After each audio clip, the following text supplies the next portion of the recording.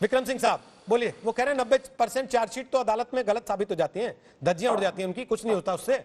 इसमें भी हो जाएगा रोहित जी, गलत नहीं साबित होती है। निहित स्वार्थ पक्षद्रोह यानी गवाहों को हॉस्टाइल करते हैं, जो तफ्तीश करने वाले अफसरान हैं उनके तबादले हो जाते हैं, और केस में इतना विलंब कर दिया जाता है कि कालांतर में लोग अपनी गवाही देने से चूकने लगते हैं। इसलिए नहीं होता कि केसेस गलत होते थे, बल्कि एन केन प्रकारेण उसमें इस तरीके के तथ्य डाल दिए जाते हैं कि लोग उसमें भ्रम में पड़ करके विटनेसेस को विन ओवर कर लेना, जो हमारा एविडेंस है उसके साथ छेड़छाड़ कर देना।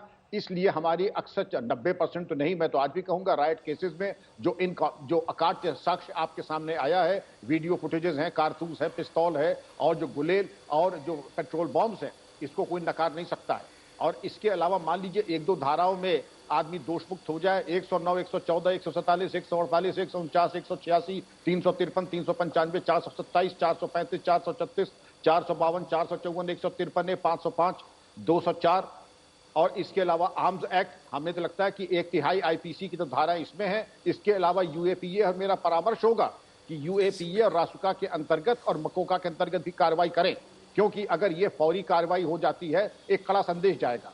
हमारे राजनीतिक मित्रों की बहुत अच्छी आदत है, जो मैं सीखना चाहूंगा, कि किसी भी स्थिति में हिंदू मुस्लिम के जो समीकरण होते हैं उसको जरूर पकड़ लो। और हर चीज में हमारी कानून की किताब में कहीं हिंदू मुस्लिम नहीं दिया है, हमारे किसी प्रोसीजर में कहीं हिंदू मुस्लिम नहीं दिया है, लेकिन जब राजनीतिक मित्र आते हैं तो उसको दो डिनोमिनेटर्स बांट देते हैं, हिंदू और मुस्लिम। और हिंदू मुस्लिम होने के बाद उसमें इस तरीके के जो पैशन का उसमें इंजेक्शन दिया जाता है, और यह कह देना कि इनके ऊपर यूएपीए लगा ही नहीं लगा, तो अस्पताल में मरीज जाता, किसी को ग्लूकोज चढ़ रहा है, किसी को च्यवनप्राश दिया जा रहा है, किसी को लाल दवा, ये तो नहीं कह सकते कि मन माफिक। जैसा होगा देवता वैसा होगा पूजन। ये कोई जरूरी नहीं है कि हर चीज की दवा जो एक आदमी को मिल रही है सुल्ताना और मान सिंह को, वो जेब कतरे को भी मिलेगी। जो जेब कतरे की दवा है वो सुल्ताना और मान सिंह की नहीं है, और जो सुल्ताना मान सिंह की है वो जेब कतरे की नहीं है। तो आपने काफी आसान करने की कोशिश की है उस चीज को, लेकिन मलियाना और हाशिमपुरा आपको याद होगा, शोएब जमाई को आवाज जा नहीं रही है। मलियाना हाशिमपुरा याद होगा, आज 40 साल हो गए, 40 साल हो गए मलियाना हाशिमपुरा को। मुरादाबाद भी आपको याद होगा, आप उस वक्त यूपी में आप पोस्टेड थे, अच्छी तरीके से आपको मालूम है क्या हुआ?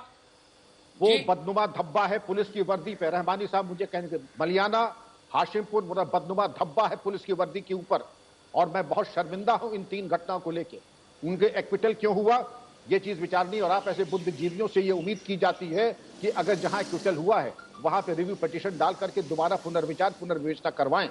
जिन अफसरान को प्रोटेक्शन मिला है पुलिस का, अरे प्रोटेक्शन पुलिस का इसलिए मिलना चाहिए कि आपने कोई ऐसा काम किया है कि आपको तमगा मिले, इसलिए थोड़ी कि आपने अगर कहीं कोई जराइम किया तो आपको हिफाजत मिले सरकार की तरफ से। तस्लीम रहमानी, उन्होंने तो पुलिस की गलती पे माफी मांग ली, लेकिन आप क्या उन तमाम लोगों की हरकतों पे कभी माफी मांगते हैं जो ये सब चीजें करके भी? मैं उनकी बहुत इज्जत करता हूं। नहीं सर, वो भी आपकी इज्जत करते हैं, हम भी आपकी इज्जत करते हैं, इसलिए आपको बुलाते हैं आए दिन टीवी पर। लेकिन ये एक्सपेक्ट भी करते हैं आपसे कि अगर आपने उनकी गलती पे इशारा किया, उन्होंने शर्मिंदगी जाहिर की, माफी मांगी, लेकिन आप केवल पैरवी करेंगे, कभी आप शर्मिंदगी जाहिर नहीं करेंगे, ये कहकर निकल जाएंगे कि कभी तो अदालत ने साबित ही नहीं हो पाया। बिल्कुल नहीं, मैं तो देखिए, मैं राइट के लिए मैं हमेशा शर्मिंदा हूं, कहीं भी राइट हो, किसी भी सूरत में हो, चाहे वो सिखों का राइट हो, चाहे वो मुसलमानों का हो, चाहे वो ईसाइयों के खिलाफ हो, भारत के खिलाफ है, लेकिन मैं अपने डेमोक्रेटिक राइट नहीं छोड़ूंगा। ये तय है। सीए अगर मुझे ठीक नहीं लगता कि सीए आया या एनआरसी आ रहा, तो मैं अपना पीसफुल मेरा डेमोक्रेटिक विरोध करने से किसी ने आपको रोका नहीं था। मैं उसको अगर आपको अच्छे से याद हो तो आप टीवी पर भी बैठ रहे थे हर रोज, तो विरोध में ही बोल रहे थे ना, पक्ष में नहीं बोल रहे थे। लेकिन क्या इसका मतलब यह है कि जाफराबाद में सड़कें रोक ली जाएं? क्या इसका मतलब यह है कि वहां रहने वाले लोगों को मैसेज किए जाए, उनको बताया जाए कि अपने घर में तेजाब रेडी रखना, अपने घर में पत्थर रेडी रखना, अपने घर लोहे के दरवाजों में करंट छोड़ने की व्यवस्था करके रखना?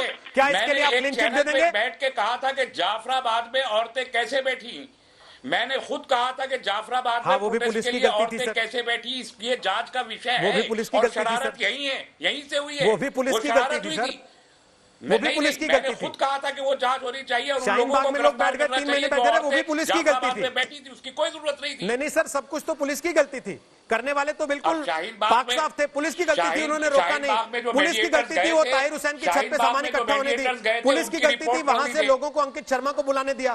पुलिस की गलती थी कि उसने काट कर नाले में फेंक देने दिया। शाहीन बाग में जो मेडिएटर्स भेजे थे उनकी रिपोर्ट पढ़ लीजिए रोहित जी, उनकी रिपोर्ट पढ़ लीजिए, जो मेडिएटर्स गए थे, सुप्रीम कोर्ट ने भेजे थे शाहीन बाग में, उनकी प्लीज रिपोर्ट पढ़ लीजिए।